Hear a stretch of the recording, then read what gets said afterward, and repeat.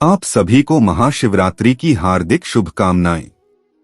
इस बार देश के अलग अलग राज्यों में 8 मार्च को महाशिवरात्रि मनाई जा रही है। वैसे तो महाशिवरात्रि पूरे देश में धूमधाम से मनाई जाती है, किंतु कश्मीरी ब्राह्मणों के लिए ये विशेष रूप से महत्वपूर्ण है और अनंतनाग में विशेषकर इसे बड़ी धूमधाम से मनाया जाता है। यही नहीं, नेपाल के पशुपतिनाथ मंदिर और बांग्लादेश में भी इसे पूरे हर्षोल्लास से मनाया जाता है। अविवाहित कन्या इसे अपने पसंद के वर को प्राप्त करने हेतु, तो विवाहित स्त्रियां अपने पति की लंबी आयु हेतु मानती हैं। तो आइए इसके बारे में कुछ रोचक जानकारियां प्राप्त करें।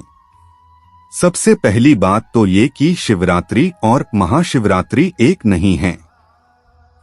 प्रत्येक महीने के कृष्ण पक्ष की चतुर्दशी को अमावस्या के एक दिन पहले की रात्रि यानी शिवरात्रि कहलाती है।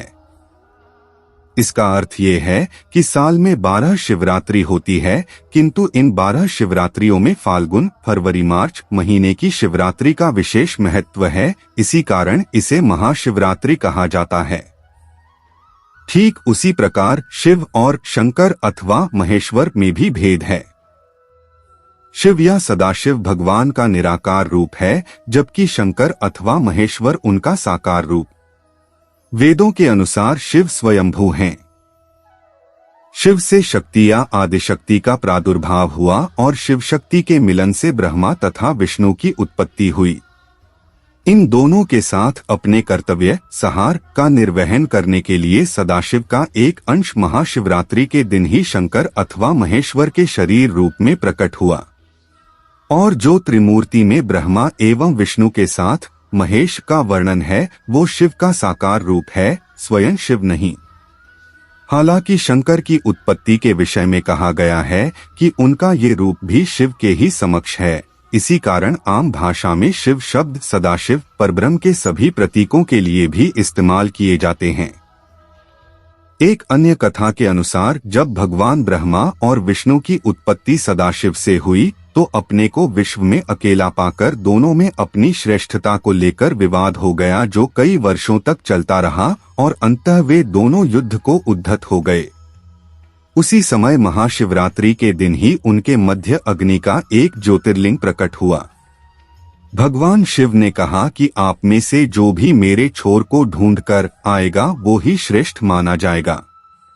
इस पर ब्रह्मा हंस के रूप में ऊपर और विष्णु वराह के रूप में नीचे चल पड़े, किंतु 1000 वर्षों तक भी दोनों को उस लिंग का छोर नहीं दिखा।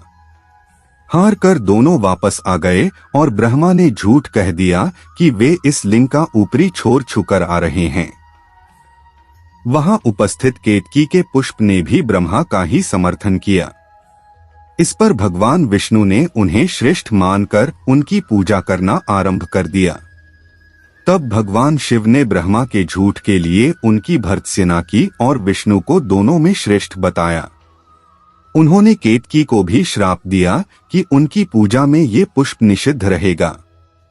इसके पश्चात परमपिता ब्रह्मा एवं भगवान नारायण ने उस ज्योतिर्लिंग से उनके साकार रूप के दर्शन की प्रार्थना की और सदाशिव की आज्ञा अनुसार अनंत काल तक दोनों उनके दर्शनों के लिए तपस्या करते रहे, और तब उनकी इच्छा पूरी करने के लिए सदाशिव ने महाशिवरात्रि के दिन ही शंकर के साकार रूप में आकर उन्हें दर्शन दिए। ब्रह्म पुराण के अनुसार महाशिवरात्रि के दिन ही परमपिता ब्रह्मा से भगवान शिव रुद्र के रूप में उत्पन्न हुए थे। बालक रूपी शंकर सृष्टि में आते ही रोने लगे और इसी कारण उनका नाम रुद्र पड़ा। उन्हें चुप कराने के लिए ब्रह्मदेव ने उन्हें एक के बाद एक 1008 नाम दिए, जो रुद्र सहस्त्र नाम कहलाते हैं। समुद्र मंथन के समय निकलने वाले हलाहल को महाशिवरात्रि के दिन ही भगवान शिव ने अपने कंठ में धारण किया था। पुराणों के अनुसार चंद्र की 27 पत्नियां थी, किंतु उनका रोहिणी पर अधिक अनुराग था। इससे रुष्ट होकर उनकी बाकी पत्नियों ने अपने पिता प्रजापति दक्ष से चंद्र की शिकायत कर दी और क्रोध में दक्ष ने चंद्र को क्षय हो जाने का श्राप दे दिया। परमपिता ब्रह्मा ने चंद्र को भगवान शिव की तपस्या करने को कहा। चंद्र की तपस्या से प्रसन्न होकर भगवान शिव ने चंद्र को वरदान दिया कि उसकी कांति सदा के लिए समाप्त नहीं होगी और वह धीरे धीरे बढ़कर अपनी पूर्ण कांति को प्राप्त करेगा। चंद्र को भगवान शिव के दर्शन और ये वरदान महाशिवरात्रि के दिन ही मिला था। जब अमावस्या के दिन चंद्र ने पूर्ण रूप से अपनी कांति खो देता है, उससे एक दिन पहले ही शिवरात्रि का पर्व मनाया जाता है, ताकि भगवान शिव पूर्ण अंधकार में अपनी उपस्थिति एवं ज्ञान से समस्त विश्व को प्रकाशित करते रहें। वेदों के अनुसार परमपिता ब्रह्मा द्वारा सृष्टि के सृजन और भगवान नारायण के द्वारा पालन होने के पश्चात महाशिवरात्रि के दिन ही प्रलयकाल के समय भगवान रुद्र अपने तीसरे नेत्र की ज्वाला से इस सृष्टि का संहार कर देते हैं। इसे प्रदोष काल यानी कालरात्रि या जलरात्रि भी कहते हैं। इसी दिन भगवान शिव का विवाह देवी पार्वती से हुआ था। इसी कारण इस दिन भगवान शिव के विवाह का उत्सव भी मनाया जाता है और रात्रि को उनकी बारात निकालने का भी चलन है। रात्रि में पूजा का संकल्प कर फलाहार किया जाता है और अगले दिन प्रातः हवन कर व्रत समाप्त किया जाता है। शास्त्रों के अनुसार देवी सती एवं देवी पार्वती की तपस्या भी महाशिवरात्रि के दिन ही पूर्ण हुई थी और आज के दिन ही महादेव ने उन्हें दर्शन देकर स्वयं को पति के रूप में पाने का वरदान दिया।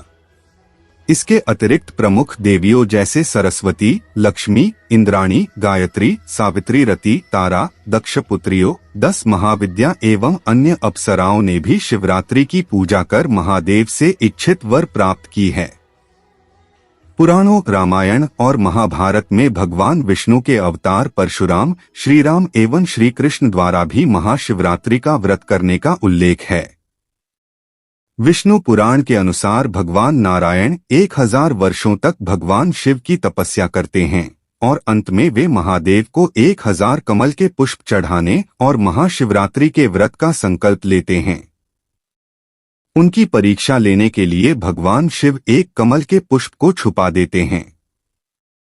उसे ढूंढने में असमर्थ भगवान विष्णु अपने कमल के समान नेत्रों को ही महादेव को अर्पित करने को उद्धत होते हैं। ऐसे अद्वितीय रूप से भगवान विष्णु को महाशिवरात्रि व्रत पूरा करते देख महादेव उन्हें दर्शन देते हैं और अपने तीसरे नेत्र की ज्वाला से उत्पन्न सुदर्शन चक्र भी उन्हें भेंट करते हैं। गांधारी ने महादेव से शिवरात्रि व्रत के फलस्वरूप ही 100 पुत्रों और द्रौपदी ने इस व्रत से 5 पतियों का वरदान पाया था। ऐसी भी मान्यता है कि श्री कृष्ण ने देवी रुक्मिणी का हरण भी महाशिवरात्रि के दिन ही किया था, जब वो भगवान शिव की पूजा करके बाहर आ रही थी। रामायण में देवी सीता का भी श्री राम को पति के रूप में पाने के लिए महाशिवरात्रि के व्रत करने का उल्लेख मिलता है। महाशिवरात्रि से संबंधित अनेक कथाओं में चित्रभानु नामक एक शिकारी का उल्लेख मिलता है। उसे महाशिवरात्रि के व्रत का कोई ज्ञान नहीं होता तथा वह जंगल के जानवरों को मारकर अपना जीवन यापन करता था। एक बार महाशिवरात्रि के दिन अनजाने में उसे शिवकथा सुनने को मिली। शिवकथा सुनने के बाद वह शिकार की खोज में जंगल गया और वहां शिकार का इंतजार करते करते वह अनजाने में बेल के पत्ते को तोड़कर घास के ढेर के नीचे ढके हुए शिवलिंग पर फेंकने लगा, जिससे अनजाने में ही उसके शिवरात्रि का व्रत पूर्ण हो जाता है। उसके इस कर्म से प्रसन्न होकर भगवान शिव उसका हृदय निर्मल बना देते हैं और उसके मन से हिंसा के विचार नष्ट हो जाते हैं। वह जंगल शिकार करने गया था, किंतु एक के बाद एक 4 हिरणों को जीवन दान देता है और उस दिन के बाद से चित्रभानु शिकारी का जीवन छोड़ देता है। महाशिवरात्रि वास्तव में मनुष्य को अज्ञान रूपी अमावस्या से ज्ञान रूपी पूर्णिमा में ले जाने का प्रतीक मार्ग है। तो आइए इस पावन अवसर पर हम भी अपनी अज्ञानता को दूर करने का प्रयास करें और प्रेम से बोले नमः शिवाय। दोस्तों, यह वीडियो पसंद आ गया हो तो वीडियो को लाइक करके अपने प्यारे प्यारे दोस्तों में शेयर जरूर करें और हाँ, चैनल सब्सक्राइब करना बिल्कुल भी भूले। धन्यवाद।